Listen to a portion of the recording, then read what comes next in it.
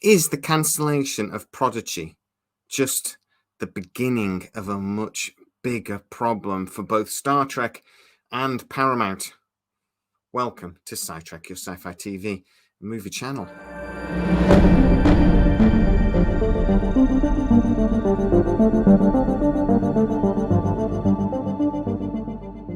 Now, I've spoken to you guys about this a couple of times, but there are problems at Paramount.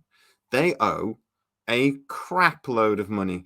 Now, it's not quite Warner Discovery debt, that's 50 billion, but they do owe about $20 billion. There have been a couple of business analysts, and now this isn't a business channel, but we'll get through this as quickly as we can, that are actually arguing for business reasons that Paramount is in real trouble and that this whole streaming experiment is costing a bloody fortune, a fortune that they just cannot sustain.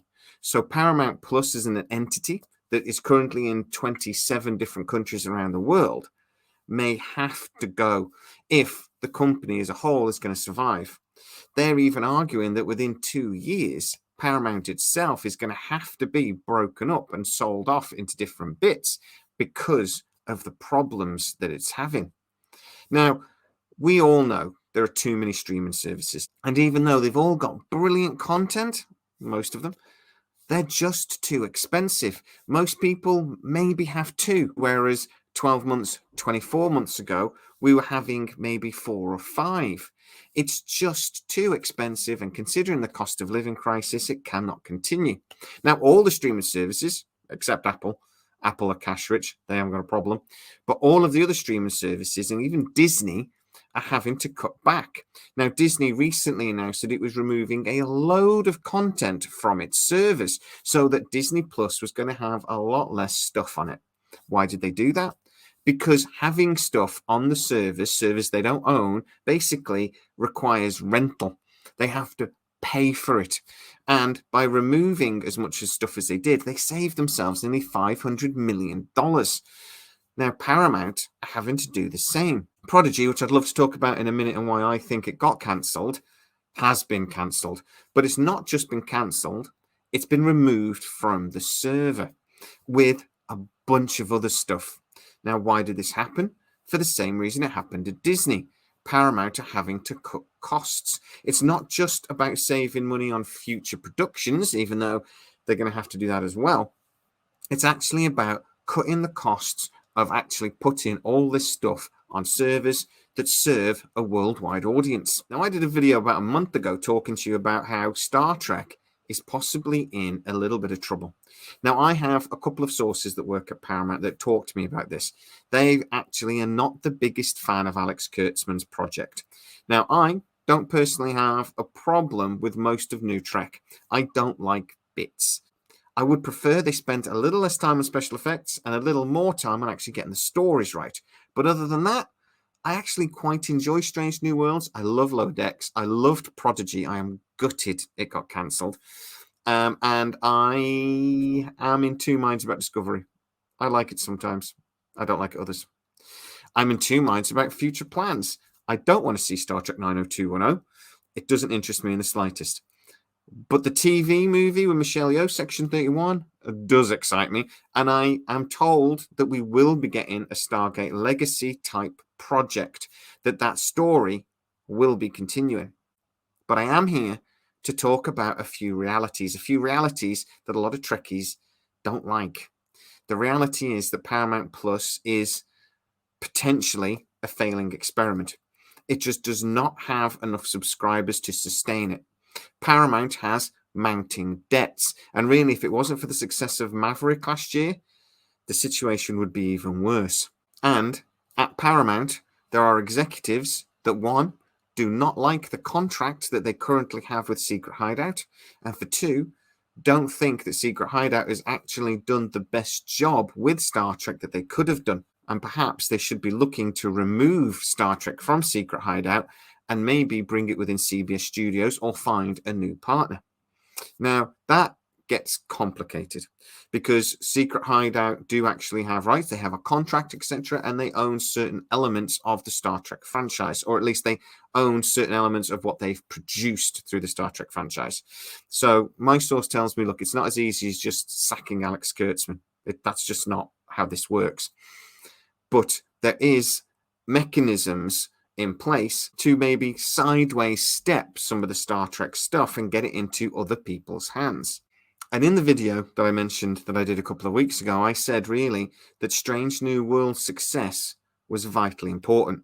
That actually a lot of these vultures were already circling around Alex Kurtzman, and it was only really the Michelle Yeoh deal, which was a surprise, and really the success of Star Trek Picard Season 3 that has given him a little bit of breathing space. That breathing space, though, will rapidly diminish and disappear if Strange New Worlds isn't a big success. So, is it? Well, we've got to the 3rd episode of the new season. I've done a couple of videos already saying that, look, I'm not the biggest fan of these episodes. I thought the first episode wasn't very good. I have to admit, it just wasn't very good. I enjoyed the second episode a lot more, even though I questioned the logic of the end. And I've actually had a couple of debates with a couple of Trekkies about it, and they've not been able to convince me. I'm open to being wrong, but they've not been able to convince me that I am. I think that whole asylum thing was poorly conceived, and I'm pretty sure they could have thought of a better way around that if they'd spent a little less time on the special effects. I love a good space battle. Beautiful show, but it's really let down by some details in the story. But anyway, is Strange New Worlds doing well? Well, I went on to Flix Patrol to have a look at the top 10 TV shows for Paramount Plus. Worldwide, today, June 28th, Star Trek Strange New World is in 10th. It's behind shows like South Park, maybe not a surprise, and Yellowstone, not a surprise. It is behind The Rookie, not a surprise. It's also behind SpongeBob SquarePants from Prenatal and reruns of Sabrina the Teenage Witch. It really should be doing better than that. But that's worldwide. When you look at the USA, you get a different picture. Strange New Worlds is number 1.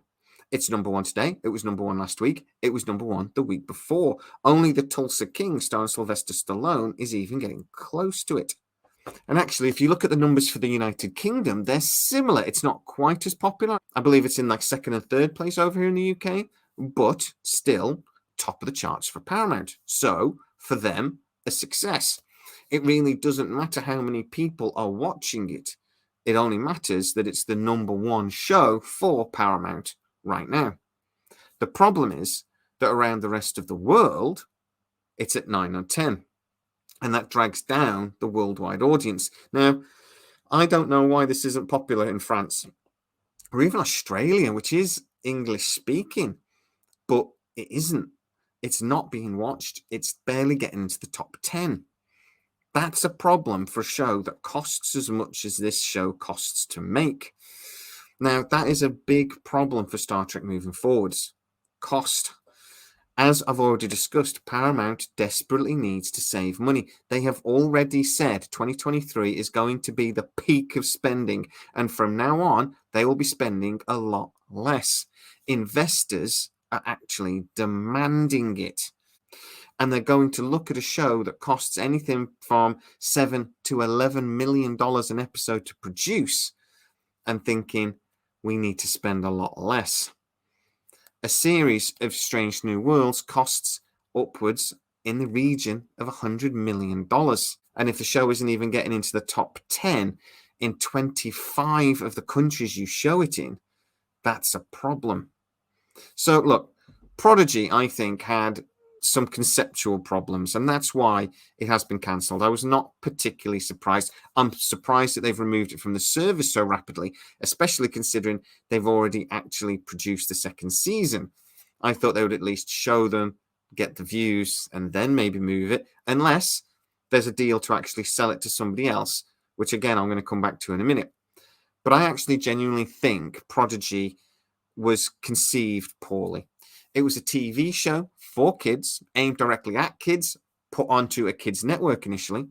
It was then split in 2 which was a very bad idea. And there was ages between the first parts and the second parts. So people had virtually forgotten what happened in the first part before we finally got the second.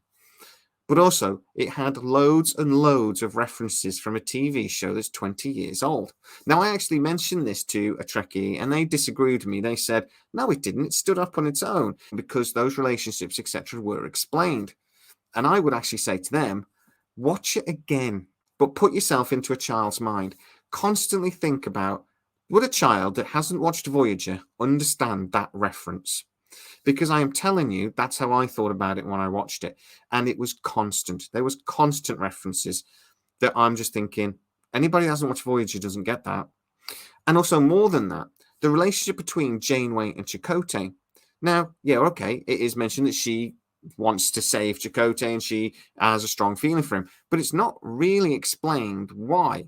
It's only if you've watched Voyager that you understand the relationship between them. I mean, from a very basic point of view, you have to understand that Voyager was lost in, another quadrant of the galaxy and took ages to get home. If you don't know that, large sections of the Prodigy episodes don't really make sense. But as an adult watching Prodigy, as a fan of actual Star Trek Voyager, I loved it. And to be honest, it's loads cheaper to produce. Now, I know a lot of people don't like animated. They just like, it's for kids. I don't like it. Anything, I actually get comments on the channel all the time. Any new project that's going to be an animated movie or something, some people just go, oh, okay, animated. And look, I get it. I understand. But as a Trekkie, I was watching Prodigy. The final space battle was awesome. And I mean, we saw the Enterprise E, we saw all these other vessels. It was a very, very cool battle scene. And in a live action series, that scene would have cost millions of dollars to produce. But as an animated series, and it was done to a high standard, it's much, much less, a fraction of that cost. We got to see loads of aliens and loads of backgrounds and loads of scenarios, etc. that just wouldn't be possible in a big live action series without spending the $7 to $11 million an episode we talked about earlier. It's just not practical. So I want live action, but I actually don't mind an animated series that runs along it, like Prodigy, because they get to tell the story in a slightly different way. And I just think that adds loads of richness to the Star Trek franchise. It really is a shame that we lost Prodigy. But is that the beginning of the end for Star Trek? So if Strange New Worlds fails, if it just doesn't get those numbers, could we lose Star Trek for another generation like we did after Star Trek Enterprise? At the end of the day, Paramount is in trouble. But there is an out for Paramount. It's something they've done before. Sell Star Trek to other streaming services. Partner up with Netflix, partner up with Amazon, like they did for the first 2 seasons of Discovery, like they did for the first 2 seasons of Picard, like I suspect they've done with the second season of Prodigy. It will not surprise me at all if there's already a deal in place for that to appear on, say, Amazon, because streaming services actually love animated projects. They are really cheap and they get really good views. So somewhere like Netflix would give their left arm for a series like Prodigy. And the other thing is, even as an adult, we love binging this stuff. I watched the entire He-Man series in an afternoon, and even though it wasn't very good, I still loved it. So if Prodigy appeared on Netflix next week, I'd watch the hell out of it. Who knows, whoever that provider then is, say Netflix, maybe, just maybe, they would actually commission another series. Because there is a lot of love for this Prodigy series, and deservedly so. There's a petition out there that within a couple of days has already got well over 25,000 names on it. That is huge for something like this. So I'm really hoping that maybe this isn't the end for the Prodigy series. And I'm really hoping it's not the end for Star Trek. But Paramount are going to have to get very creative about how they're going to pay for it in the future. And maybe they are going to have to go back to their previous business strategy and share Star Trek with other streaming services. But guys, I'd love to know what you think. Did you enjoy Prodigy, or was it just a stupid kid show you never bothered watching? If you didn't bother watching it and you're a Trekkie, give it a go, please, because it was brilliant. Also, I'd love to know what you think about the streaming wars now that they're over and it feels like everyone lost. Are we going to have to see some mergers? Are we going to have to see Paramount Plus on Netflix, say, or something similar? I'd love to know exactly what you think, so please get to the comments. If you are new to the channel, please like, subscribe, hit the bell notification. You'll never miss any of our new videos. You know what to do. Hit all those buttons. And go over to patreon.com/SciTrek, where you get to see most of our new videos first. And for a small contribution each month that really supports the channel, and you get a free gift, you get to see them without the adverts. As always, though, please stay safe, and I'll see you next time.